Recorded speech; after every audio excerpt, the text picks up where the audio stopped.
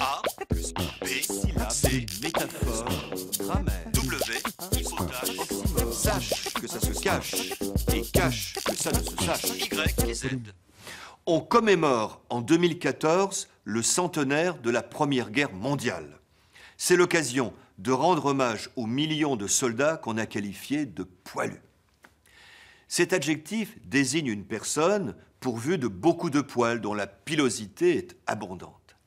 Mais si ces soldats furent appelés poilus, ce n'était pas parce qu'ils étaient couverts de poils, ne pouvant se raser. L'adjectif était pris dans un sens figuré lié à la virilité. On qualifie de poilu quelqu'un de courageux. On dit aussi, je m'en excuse, couillu. Le terme est passé dans l'argot militaire pour désigner un homme brave et qui n'a pas froid aux yeux. Durant la guerre de 14-18, on qualifiait ainsi les combattants valeureux, notamment dans les tranchées, par opposition aux embusqués de l'arrière, aux planqués loin des combats. Le terme de poilu s'est appliqué aux seuls combattants français de la Première Guerre mondiale. En anglais, par exemple, on parlait de Thomas, diminutif du prénom Thomas. En 2008, le dernier poilu, Lazare Ponticelli, est mort, il avait 110 ans.